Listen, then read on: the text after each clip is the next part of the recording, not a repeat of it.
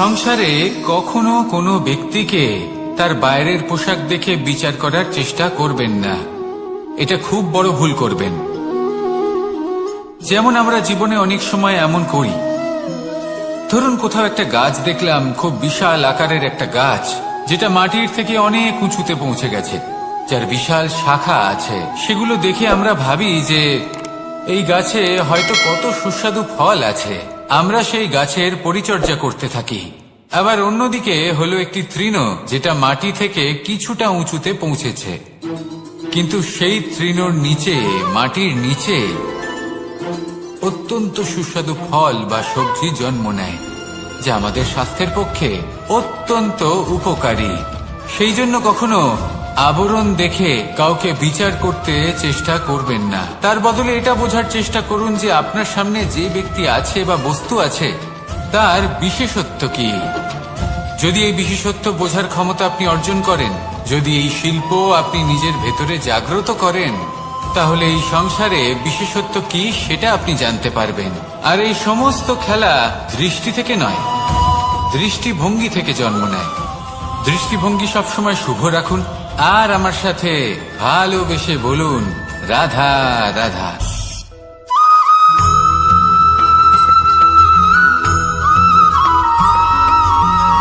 মানুষ ভাবেন যে ধন অর্জন করা হলো অত্যন্ত গুরুত্বপূর্ণ। তিনি আজীবন ধন অর্জন করতে থাকেন, ধন অর্জন করার চেষ্টা করতে থাকেন। সে যাই হয়ে যাক না কেন, পরিশ্রম করতে থাকেন। স্বাস্থ্যের দিকে নজর দেন না, না উচিত সময় খাবার খান, না উচিত সময় ঘুমোতে যান, না পর্যাপ্ত সময় পর্যন্ত ঘুমন, কিছুই না। ধন অর্জন করতেই থাকেন, করতেই থাকেন। আর কিছু সময় পরে যখন তিনি অসংখ্য ধন লাভ করে ফেলেন, তখন তার সাথে ওনার শরীরে অনেক রোগ বাসা বাঁধে। এইসব রোগের উপচার করতে করতে সেই সমস্ত ধন যা উনি অর্জন করেছেন, তা তিনি ব্যয় করে ফেলেন। শেষ পর্যন্ত কি হয়? আমরা যেভাবে এসেছি ঠিক সেইভাবেই ফিরে যাই, ধন এখানেই থেকে যায়। দেখুন, একটা অত্যন্ত গুরুত্বপূর্ণ কথা রয়েছে যে আপনার বোঝা উচিত। এই যে ধন, তার ব্যবহার করুন জীবনকে আরো ভালো করে তোলার জন্য। ধনের সদ্ব্যবহার করা উচিত, এমন যেন না হয় এই ধন আপনাকে ভোগ করে ফেলে। এই জীবনকে নিশ্চিত রূপে আরো শ্রেষ্ঠ করে তুলুন। কিন্তু এই ধন অর্জন করার এই প্রক্রিয়াতে নিজের সারা জীবনকে নষ্ট করে ফেলবেন না। এই জীবন উপভোগ করতে শিখুন, আর আমার সাথে ভালোবেসে বলুন, রাধা রাধা।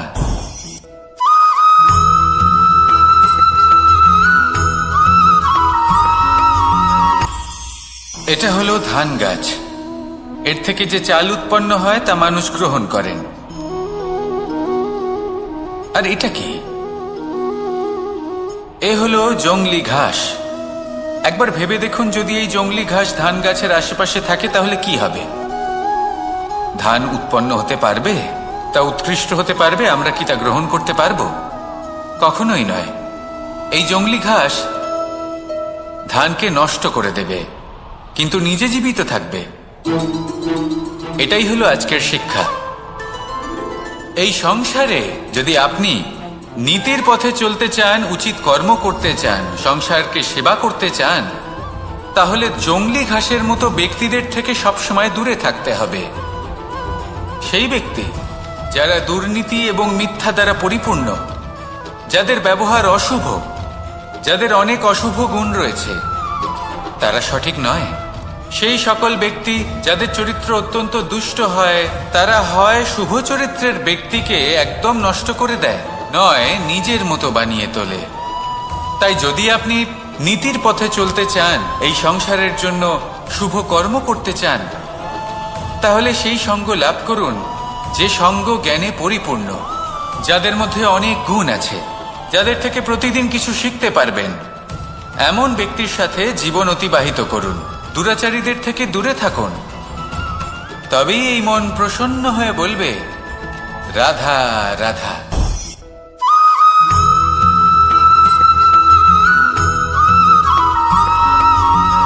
এই সংসারে সব থেকে বেশি কোমল বস্তু হলো রেশম। এই রেশম এতটাই কোমল হয় যে এর পুরো একটা থান শুধুমাত্র একটা হাতে ধরা সম্ভব। কখনো ভেবে দেখেছেন এই রেশম কিভাবে হয়? একটি কীট তার লালার দ্বারা উৎপন্ন হয়। এই কীট সেই রেশমকে পাক দিতে থাকে, পাক দিতেই থাকে আর আস্তে আস্তে তার মধ্যেই জড়িয়ে পড়ে। শেষে ওর এই সুন্দর অমূল্য সৃষ্টি রেশমের এই সুতো তার নির্মাণ কার্য পূর্ণ হয়, কিন্তু তাতেই ও নিজে বন্দী হয়ে যায়। নিজেরই মায়াজালের এই বন্দী গৃহে নিজেই ফেঁসে যায়। এবার এই সুতোকে ব্যবহারযোগ্য করে তোলার জন্য এই কীটগুলিকে এই কবচের সাথেই ফুটন্ত জলে ফেলে দেওয়া হয়। এই সংসারে যদি আমাদের স্বপ্ন এই সংসারের দুঃখ হরণ করার জন্য, এই সংসারে সুখ বিতরণ করার জন্য হয়, তবেই আমাদের প্রগতি সম্ভব। যদি আমাদের এই স্বপ্ন শুধুই আমাদের এবং আমাদের স্বার্থ সিদ্ধির জন্য হয়, তাহলে এই স্বপ্ন আমাদের অন্ধ করে দেবে, আমাদের অন্ধকারের পথে নিয়ে যাবে, আর আমরাও সেই কীটের মতো হয়ে যাব। নিজেদেরই মায়াজালে আমরা নিজেই ফেঁসে যাব, আর শেষে আমরা যদি কিছু লাভ করি তা হবে একাকিত্ব, অন্ধকারময় মৃত্যু। তাই স্বপ্ন অবশ্যই দেখুন, কিন্তু এমনভাবে স্বপ্ন দেখবেন না যে তার এই বন্দিগৃহে আপনি নিজেই ফেঁসে গেলেন। স্বপ্ন দেখুন পরোপকারে।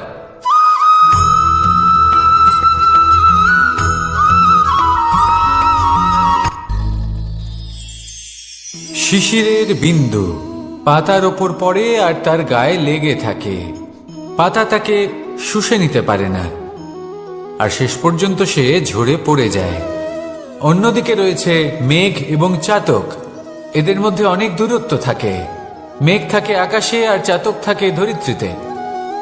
কিন্তু যখন এই মেঘ থেকে বৃষ্টি ঝরে পড়ে, এই চাতক কিন্তু সেই জলই পান করে, নয়তো সে তৃষ্ণার্ত থেকে যায়।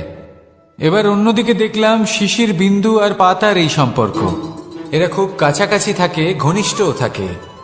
অন্যদিকে রয়েছে মেঘ এবং চাতকের সম্পর্ক, যাদের মধ্যে অনেক দূরত্ব থাকা সত্ত্বেও তারা খুব ঘনিষ্ঠ, তাই না? এই সারমর্ম খুব সরল। এই নৈকট্য, এই দূরত্ব, তা আপনার সম্পর্কে প্রভাব কিছুতেই ফেলতে পারে না। এই নৈকট্য, এই দূরত্ব, এসব হলো শুধুমাত্র মনের ব্যাপার। কখনো আপনি অনুভব করেছেন আপনি কারোর থেকে অনেক অনেক দূরে আছেন, অনেক দূরে আছেন, তাও সেই ব্যক্তির প্রতি আপনি টান অনুভব করেন। সেখানে আপনি কারোর সাথে প্রত্যেক দিন অতিবাহিত করেন, সমস্ত জীবন অতিবাহিত করেন, সব থেকে বেশি সময় তার সাথে অতিবাহিত করেন, তাও তার প্রতি সেই টান অনুভব করেন না। এই সংকেত হলো মনের দূরত্বের। তাহলে মনের এই দূরত্ব দূর করুন আর আমার সাথে।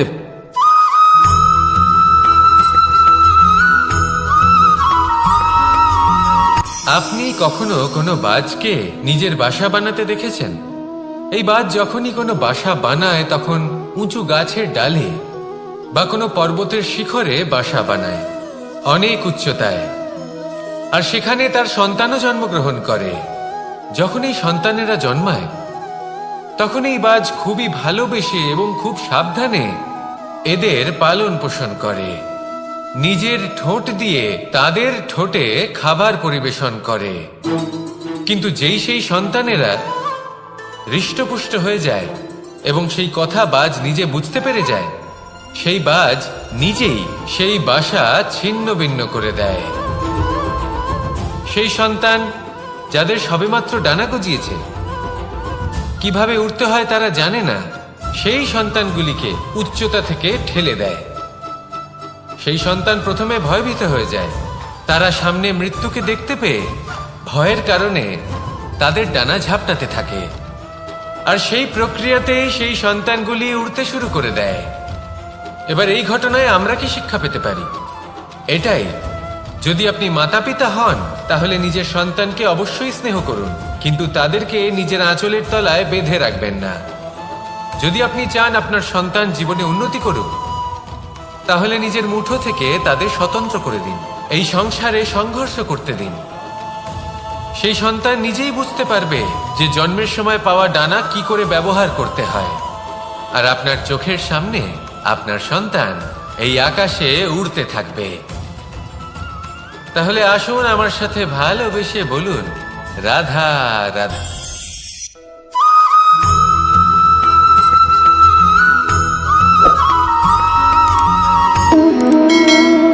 সম্পর্ক হলো আমাদের জীবনের একটি আধার। কিছু সম্পর্ক এমন যে আমরা জন্মসূত্রে লাভ করি, যেমন পরিবার, মা বাবা। কিছু সম্পর্ক আছে যে আমরা জীবনে অর্জন করে থাকি, তা সে প্রেমের হোক, স্নেহের হোক বা বন্ধুত্বের। এই সকল সম্পর্ক লাভ করার বা গড়ে তোলার 5টি ধাপ রয়েছে। প্রথম ধাপ, কোনো ব্যক্তির সাথে আলাপ হওয়া, তার সাথে কথা বলা বা তাকে দেখা।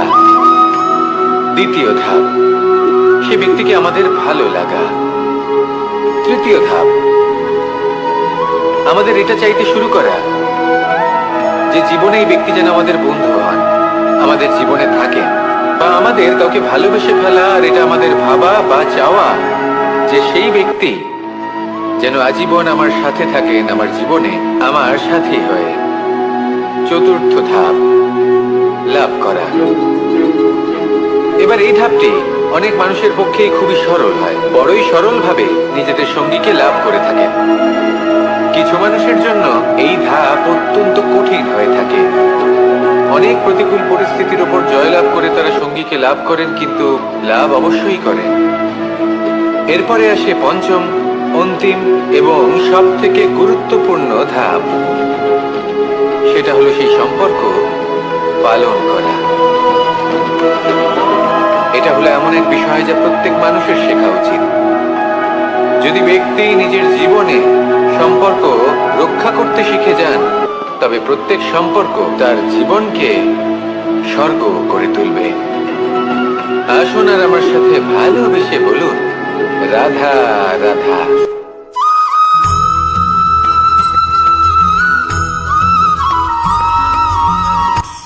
কখনো কোনো বাগানের কোনো বৃক্ষকে দেখেছেন যেখানে সুগন্ধি ফুল থাকে, রসালো ফল থাকে? তখন মন প্রফুল্ল হয়ে ওঠে, মন থেকে সেই বৃক্ষের প্রতি ভালোবাসা জন্মায়। কিন্তু যিনি বাগানের মালিক, শুধুমাত্র তিনিই জানেন যে কিভাবে এই বৃক্ষকে আগলে রাখতে হয়, কিভাবে তার পরিচর্যা করলে এতে সুন্দর সুগন্ধি ফুল হবে, রসালো ফল হবে।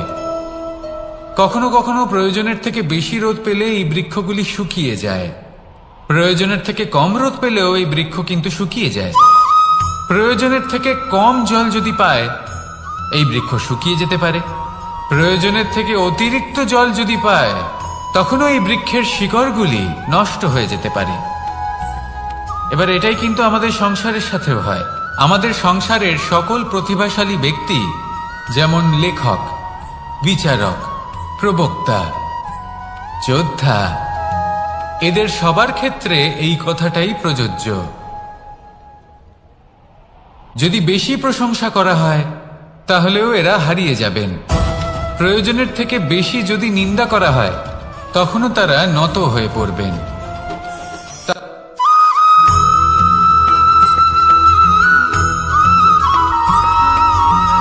এই দড়িটা দেখুন, ছোট ছোট রেশম দ্বারা তৈরি। এটা সরু সুতো দ্বারা তৈরি হয়েছে এটা, আর এ অত্যন্ত কোমলও বটে। আর আপনি চাইলে এটা সোজাও করে দিতে পারেন, আর চাইলে এটা বেঁকিয়েও দিতে পারেন। আর যদি চান তাহলে এটা গোল গোল করে বেঁধে কোথাও রেখেও দিতে পারেন। এবার এই কোমল দড়ি যদি কোনো নিষ্ঠুর কঠিন পাথরে বারংবার জড়িয়ে দেওয়া হয়, তাহলেও তাকেও কাটতে পারে, নিজের ছাপ ছেড়ে যেতে পারে, সেটার আকারও বদলে ফেলতে পারে। এবার এর কারণ কি? এর কারণ হলো অভ্যাস আর নিরন্তর প্রচেষ্টা। যদি আপনিও চেষ্টা করেন আর নিরন্তর কর্ম করে যান, তাহলে আপনার প্রারব্ধ পাথরের মতো কঠিনই হোক না কেন, তাতে ভাঙন ধরিয়েও আপনি নিজের লক্ষ্যে অবশ্যই পৌঁছতে পারবেন। একটা গুরুত্বপূর্ণ কথা মনে রাখবেন, সুকর্মের অভ্যাস আর নিরন্তর প্রয়াস, এই হলো সাফল্যের মন্ত্র। তাহলে জীবনে এই মন্ত্র আনুন আর আমার সাথে ভালোবেসে বলুন, রাধা রাধা।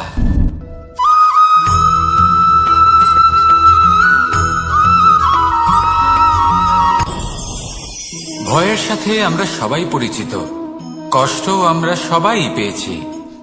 কখনো কখনো আমরা অসুস্থ হয়ে পড়ি, আর এমন সময় হলে মাতার মমতা, কখনো বাবার স্নেহ, কখনো বন্ধুদের পাশে থাকার অনুভূতি আমাদের রোগ নিরাময়ে সাহায্য করে।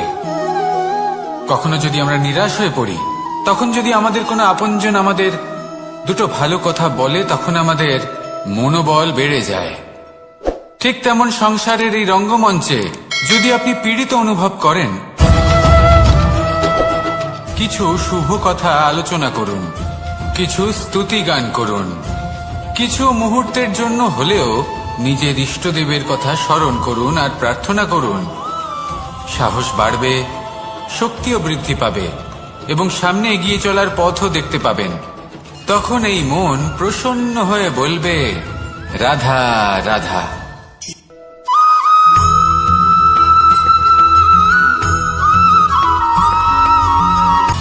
সময়, জীবন, কাল।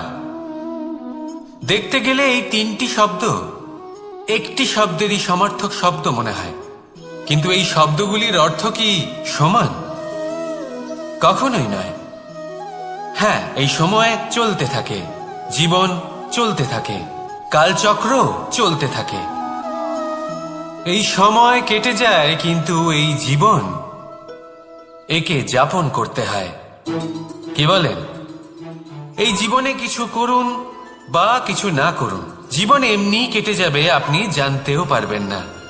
কিন্তু সেটা আমাদের উদ্দেশ্য নয়, একে যাপন করতে হবে। এই জীবনে প্রেরণা পেতে শিখুন, প্রেরণা দিতে শিখুন, আহ্বান গ্রহণ করতে শিখুন, আহ্বান জানাতে শিখুন, মহান কাজ করতে শিখুন, ধন্যাত্মক বোধ জাগিয়ে তুলুন। জীবন অতিবাহিত করার অর্থ কি তা আপনি শিখে যাবেন। কারণ সময় কেটে যায়, সমস্ত যুগ কেটে যায়, কিন্তু জীবনের রীতি জীবন কাটিয়ে দেওয়া নয়, জীবন যাপন করা। এই জীবন সম্পূর্ণরূপে অনুভব করতে হবে, নতুন পথ বানাতে হবে। এবারে যদি এই জীবন বাঁচার সময় একবার ভেবে দেখুন, যদি মনে প্রেম থাকে, সদ্ভাবনা থাকে, তাহলে কি হবে? এই জীবনকে বাঁচার অনুভূতিটাই অন্যরকম হয়ে যাবে, একটা আনন্দময় অনুভূতি লাভ করবেন। তাহলে এটাই করুন আর আমার সাথে ভালোবেসে বলুন, রাধা রাধা।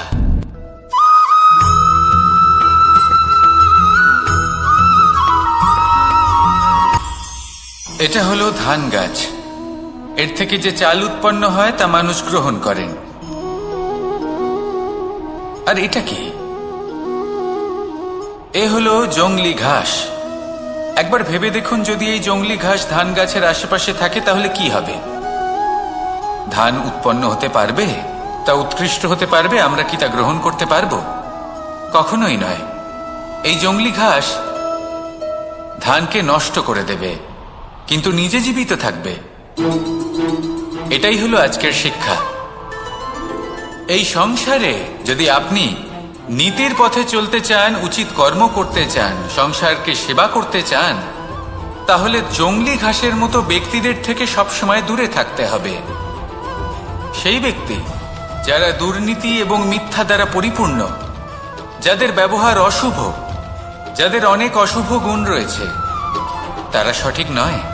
সেই সকল ব্যক্তি যাদের চরিত্র অত্যন্ত দুষ্ট হয়, তারা হয় শুভ চরিত্রের ব্যক্তিকে একদম নষ্ট করে দেয়, নয় নিজের মতো বানিয়ে তোলে।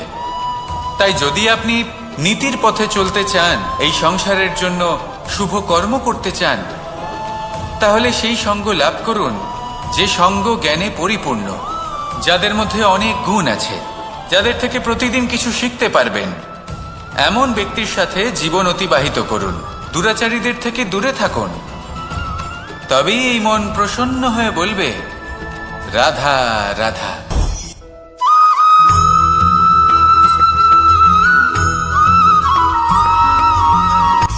সূচের শেষে একটি ছিদ্র থাকে, যার দ্বারা আমরা এই সুতো পরাতে পারি, আর তারপর সূচের সাহায্যে এই সুতো দিয়ে বস্ত্র সেলাই করা যায়। কিন্তু যদি সুতোটা সোজা করে ধরা না হয় তাহলে সূচে কখনো এই সুতো পরানোই সম্ভব নয়।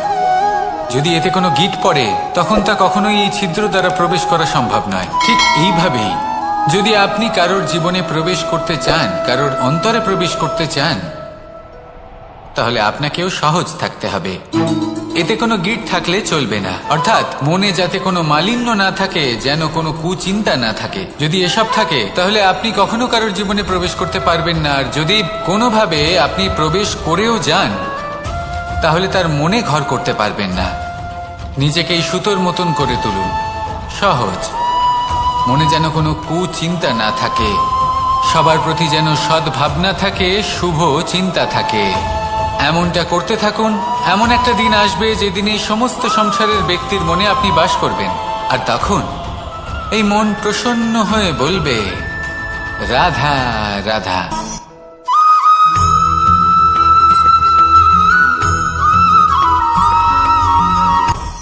আপনি কখনো পর্বতের শিখরে উঠেছেন? আপনি দেখতে পাবেন পর্বতের পদতলে প্রচুর সুন্দর ফুল রয়েছে, সবুজ বনানী রয়েছে। যত আপনি ওপরে উঠতে থাকবেন তত ফুল কমতে থাকবে, সবুজ বনানী কমতে থাকবে। আরো কিছুটা ওপরে উঠলে কাঁটা জাতীয় গাছ দেখতে পাবেন, শুকনো গাছ দেখতে পাবেন। আরো যদি ওপরে ওঠেন তাহলে পাষাণ দেখতে পাবেন। আরো ওপরে উঠলে হিমখণ্ড দেখতে পাবেন। এই যে পর্বত, তা মনুষ্য জীবনের সবথেকে উত্তম উদাহরণ। মানুষ যখন সাফল্যের শিখরে পৌঁছতে চান, মহানুভবতার শিখরে পৌঁছতে চান, পথে যত আস্তে আস্তে উপরে উঠতে থাকেন ততই ভৌতিক বস্তু তার থেকে বিচ্ছিন্ন হতে থাকে। যদি তিনি সেই ভৌতিক বস্তুগুলি ত্যাগ না করতে পারেন তাহলে কখনোই সেই স্থানে পৌঁছতে পারবেন না। আর মানুষ যদি উচিত ত্যাগ করতে পারেন, পথে অগ্রসর হতে থাকেন, এগোতে থাকেন, তাহলে একদিন না একদিন তিনি মহানুভবতার, জ্ঞানের, সাফল্যের হিমের স্বাদ অবশ্যই লাভ করবেন। মনে রাখবেন, মানব জীবনের ত্যাগ হলো অত্যন্ত গুরুত্বপূর্ণ অংশ। আসুন আমার সাথে ভালোবেসে বলুন, রাধা রাধা।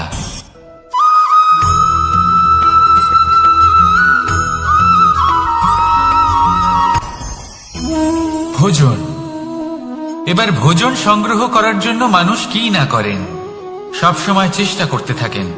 ফসল উৎপাদনের জন্য অনেক পরিশ্রম করতে থাকেন, কিন্তু অনেক সময় অনেক পরিশ্রম করার পরেও ফসল ভালো উৎপাদন হয় না। এর কারণ কি? কারণ হলো এটাই যে আপনি পরিশ্রম হয়তো অনেক করেছেন, কিন্তু আপনার নজর তো সেই বীজের দিকে ছিলই না যা আপনি রোপণ করেছেন। সেই জন্য সবসময় কোনো বীজ রোপণ করার আগে তাকে পরখ করে দেখুন, তা অত্যন্ত আবশ্যক। আর সেইভাবেই যখনই কোনো কর্মের প্রশ্ন আসে তাহলে সেখানে শুধুমাত্র পরিশ্রম যথেষ্ট নয়। সেই কাজের প্রতি আপনার কর্তব্য কি, আপনার উদ্দেশ্য কি, সেটা জানা হলো অত্যন্ত গুরুত্বপূর্ণ। তাই কর্ম করুন, কিন্তু সেই কর্মের প্রতি আপনার যা উদ্দেশ্য তার মাহাত্ম্য বুঝতে চেষ্টা করুন। তাহলে আসুন আমার সাথে ভালোবেসে বলুন, রাধা রাধা।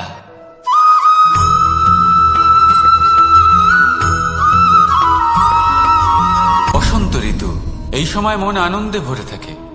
এমন মনে হয় যেন আমরা আকাশে বিচরণ করতে চলে যাই, কিন্তু সেটা তো সম্ভব নয়। সেই জন্য হয়তো আমরা ঘুড়ি ওড়াই, এই ঘুড়িকে নিজেদের প্রতিরূপ মনে করে। এবার অনেক মানুষ আছেন যারা ঘুড়ি ওড়ান, কিন্তু এই কর্মের সারমর্ম কি সেটা কজন বুঝতে পারেন? আপনি এটা মনে করুন যে আপনি হলেন সেই ঘুড়ি, আর এই সুতো যিনি ধরে রয়েছেন তিনি হলেন পরমাত্মা। আর এই সুতো যেখান থেকে শুরু হয় সেই লাটাই হলো আমাদের কর্মচক্র। এবার আপনি নিজেই অনুমান করুন যে এই উড়ান কার ওপর নির্ভরশীল, পরমাত্মার ওপর আর আপনার কর্মের ওপর। যদি পরমাত্মা আপনার হাত ধরে থাকেন, আপনার সাথে থাকেন, যদি আপনি শুভ কর্ম করতে থাকেন, আপনি এই আকাশে উড়তে থাকবেন। কিন্তু কোথাও কোথাও যদি পরমাত্মার সাথে এই বন্ধন ছিন্ন হয়, আপনার কর্মচক্র খারাপ হয়ে যায় বা থেমে যায়, তাহলে আপনার এই ঘুড়ি কেটে যাবে আর দূরে কোনো গাছের ডালে গিয়ে আটকে যাবে। তাই শুধুমাত্র ঘুড়ি ওড়াবেন না, তার থেকে শিখুন। পরমাত্মার সাহচর্যে থাকুন, সবসময় শুভ কর্ম করতে থাকুন আর সবসময় এই আকাশে উড়তে থাকুন। আসুন আর আমার সাথে ভালোবেসে বলুন, রাধা।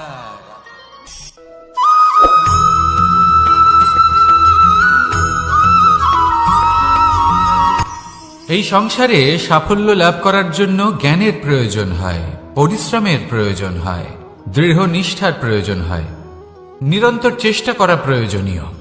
কিন্তু আরো কিছু আছে যা অত্যন্ত প্রয়োজনীয় এবং গুরুত্বপূর্ণ। তা হলো ভালো বন্ধু। তাদের থাকা অত্যন্ত প্রয়োজনীয়। যদি ভালো বন্ধু থাকে তাহলে সময় এলে তারা ঢাল হয়ে আপনাকে সুরক্ষা করবেন। সময় এলে অস্ত্রের মতো শত্রুকে সংহারও করবেন। যদি তিনি জ্ঞানী হন, তাদের মধ্যে সদ্গুণ থাকে, তাহলে এই সব গুণ আপনার মধ্যেও প্রবেশ করবে। তাহলে সাফল্যের জন্য ভালো বন্ধু পাওয়া অত্যন্ত প্রয়োজনীয়। কিন্তু শুধু বন্ধু কেন, ভালো শত্রুও থাকা প্রয়োজনীয়। এবার আপনি ভাববেন, আমি কি বললাম? যদি আপনার জীবনেও ভালো অর্থাৎ শক্তিশালী শত্রু থাকে, তাহলে আপনিও শক্তিশালী হতে থাকবেন। এই শত্রু আপনাকে প্রেরিত করবে আরো বেশি শক্তিশালী হয়ে ওঠার। কখনো কোনো হরিণকে দেখুন, তীব্র গতিতে দৌড়তে থাকে। কেন তীব্র গতিতে দৌড়য়? এই কারণে নয় যে কোথাও তার জন্য মধুর ঘাস অপেক্ষা করে রয়েছে, না। সে এই কারণে তীব্র গতিতে দৌড়য় কারণ সেটা না করলে তার পেছনে একটি সিংহ আছে যে ওকে নিজের ভোজন করে ফেলবে। তাই জীবনে বিপদ, সংকট, এই সব কিছুও হলো অত্যন্ত গুরুত্বপূর্ণ। তার সম্মুখীন হতে শিখুন আর আমার সাথে ভালোবেসে বলুন, রাধা রাধা।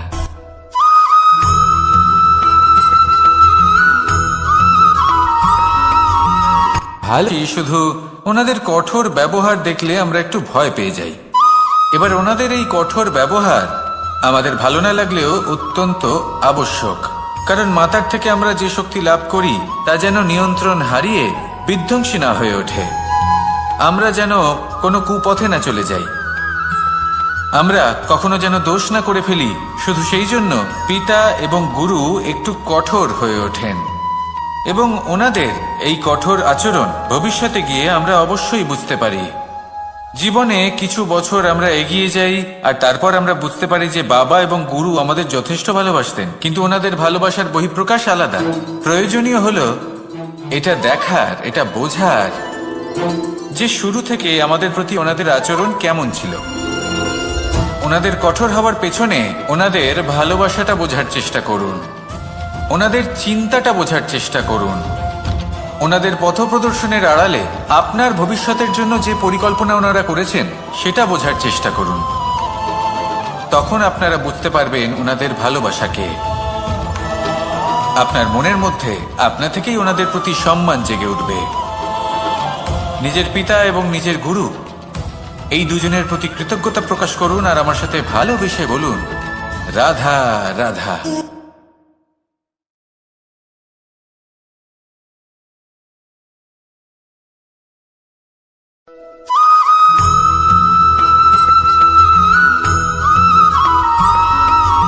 কথায় আছে, প্রত্যেক পুত্র তার পিতার প্রতিচ্ছবি হয়, আর সমস্ত প্রতিচ্ছবি চায় যেন সে তার অস্তিত্ব প্রাপ্ত করতে পারে। পুত্র চায় সে যেন তার পিতার মতো হয় বা কখনো কখনো তার থেকেও শ্রেষ্ঠ হয়। সেটা কোনো অনুচিত ব্যাপার নয়। অনুচিত তখন হয় যখন পুত্র নিজের পিতার মতো হবার স্বপ্ন পূরণ করতে গিয়ে বা তার থেকেও শ্রেষ্ঠ হওয়ার স্বপ্ন পূরণে অনুচিত পথের আশ্রয় নেয়। কারণ তারপরে সে তার পিতার গুণগুলি আত্মসাৎ করতে চায় না। সে শুধুই এটা চায় যে সংসারের চোখে যেন আমি শ্রেষ্ঠ প্রমাণিত হই। এটা অনুচিত। সংসারে এমন অনেক মানুষ আছেন যারা এই কারণে শ্রেষ্ঠ হওয়ার চেষ্টা করেন যাতে তার পরিবারের, তার পিতার সম্মান বৃদ্ধি পায়। এমনও মানুষ থাকেন, আর এটাই হলো পার্থক্য উদ্দেশ্যের। মনে রাখবেন, যদি আপনার উদ্দেশ্য শুভ হয় তাহলে পথও শুভ হবে, যদি আপনার উদ্দেশ্য অশুভ হয় তাহলে পথও অশুভ হবে। তাহলে নিজের পিতার মতো হবার চেষ্টা অবশ্যই করুন, তার থেকেও শ্রেষ্ঠ হওয়ার চেষ্টা অবশ্যই করুন, কিন্তু মনে রাখবেন আপনার সংকল্প আর আপনার উদ্দেশ্য এই দুই শুভ হওয়া উচিত। তাহলে আসুন আর আমার সাথে ভালোবেসে বলুন, রাধা রাধা।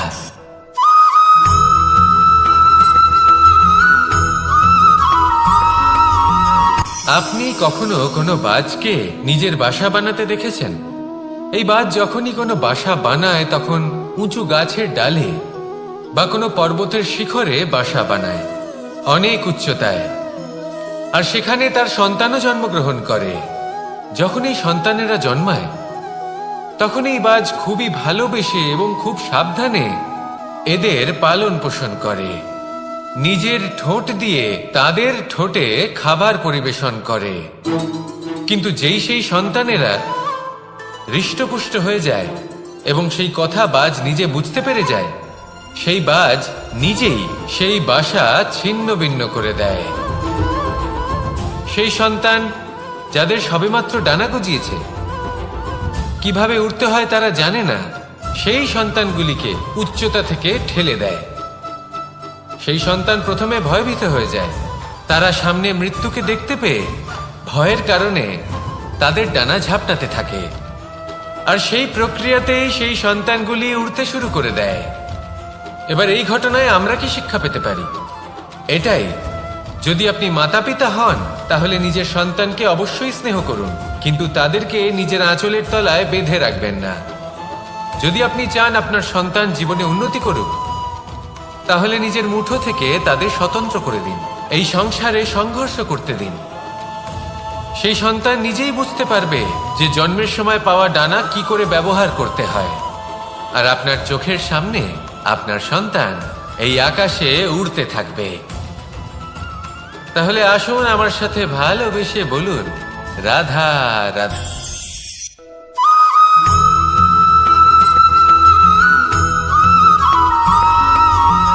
পঞ্চতত্ত্বের মধ্যে দ্বিতীয় তত্ত্ব হল ধরণী, ভূমি, যাকে আমরা ধরণী মাতা বলি।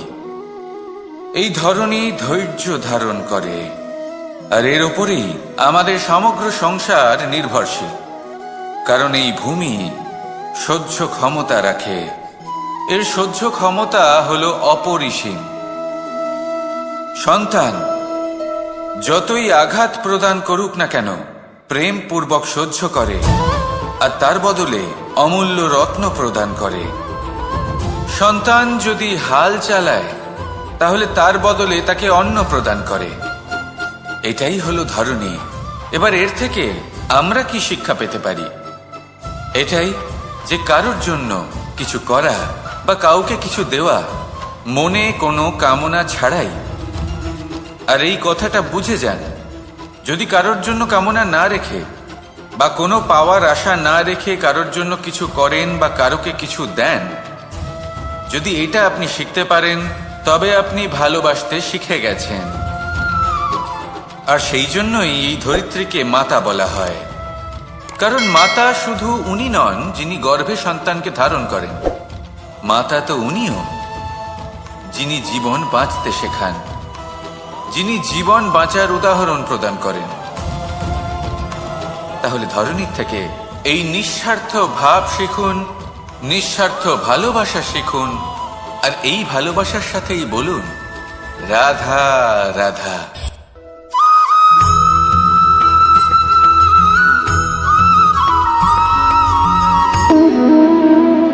সম্পর্ক হলো আমাদের জীবনের একটি আধার। কিছু সম্পর্ক এমন যে আমরা জন্মসূত্রে লাভ করি, যেমন পরিবার, মা বাবা। কিছু সম্পর্ক আছে যে আমরা জীবনে অর্জন করে থাকি, তা সে প্রেমের হোক, স্নেহের হোক বা বন্ধুত্বের। এই সকল সম্পর্ক লাভ করার বা গড়ে তোলার 5টি ধাপ রয়েছে। প্রথম ধাপ, কোনো ব্যক্তির সাথে আলাপ হওয়া, তার সাথে কথা বলা বা তাকে দেখা। দ্বিতীয় ধাপ, সে ব্যক্তিকে আমাদের ভালো লাগা। তৃতীয় ধাপ, আমাদের এটা চাইতে শুরু করা যে জীবনে এই ব্যক্তি যেন আমাদের বন্ধু হন, আমাদের জীবনে থাকেন, বা আমাদের কাউকে ভালোবেসে ফেলা। আর এটা আমাদের ভাবা বা চাওয়া যে সেই ব্যক্তি যেন আজীবন আমার সাথে থাকেন, আমার জীবনে আমার সাথী হয়ে। চতুর্থ ধাপ, লাভ করা। এবার এই ধাপটি অনেক মানুষের পক্ষেই খুবই সরল হয়, বড়ই সরল ভাবে নিজেদের সঙ্গীকে লাভ করে থাকেন। কিছু মানুষের জন্য এই ধাপ অত্যন্ত কঠিন হয়ে থাকে। অনেক প্রতিকূল পরিস্থিতির উপর জয়লাভ করে তারা সঙ্গীকে লাভ করেন, কিন্তু লাভ অবশ্যই করেন। এরপরে আসে পঞ্চম, অন্তিম এবং সব থেকে গুরুত্বপূর্ণ ধাপ। সেটা হলো সেই সম্পর্ক পালন করা। এটা হলো এমন এক বিষয় যা প্রত্যেক মানুষের শেখা উচিত। যদি ব্যক্তি নিজের জীবনে সম্পর্ক রক্ষা করতে শিখে যান, তবে প্রত্যেক সম্পর্ক তার জীবনকে স্বর্গ করে তুলবে। আসুন আর আমার সাথে ভালোবেসে বলুন, রাধা রাধা।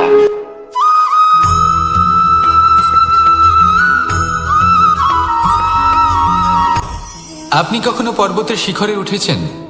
আপনি দেখতে পাবেন পর্বতের পদতলে প্রচুর সুন্দর ফুল রয়েছে, সবুজ বনানী রয়েছে। যত আপনি ওপরে উঠতে থাকবেন তত ফুল কমতে থাকবে, সবুজ বনানী কমতে থাকবে। আরো কিছুটা ওপরে উঠলে কাঁটা জাতীয় গাছ দেখতে পাবেন, শুকনো গাছ দেখতে পাবেন। আরো যদি ওপরে ওঠেন তাহলে পাষাণ দেখতে পাবেন। আরো উপরে উঠলে হিমখণ্ড দেখতে পাবেন। এই যে পর্বত, তা মনুষ্য জীবনের সব থেকে উত্তম উদাহরণ। মানুষ যখন সাফল্যের শিখরে পৌঁছতে চান, মহানুভবতার শিখরে পৌঁছতে চান, পথে যত আস্তে আস্তে উপরে উঠতে থাকেন, ততই ভৌতিক বস্তু তার থেকে বিচ্ছিন্ন হতে থাকে। যদি তিনি সেই ভৌতিক বস্তুগুলি ত্যাগ না করতে পারেন, তাহলে কখনোই সেই স্থানে পৌঁছতে পারবেন না। আর মানুষ যদি উচিত ত্যাগ করতে পারেন, পথে অগ্রসর হতে থাকেন, এগোতে থাকেন, তাহলে একদিন না একদিন তিনি মহানুভবতার, জ্ঞানের, সাফল্যের হিমের স্বাদ অবশ্যই লাভ করবেন। মনে রাখবেন, মানব জীবনে ত্যাগ হলো অত্যন্ত গুরুত্বপূর্ণ অংশ। আসুন আমার সাথে ভালোবেসে বলুন, রাধা রাধা।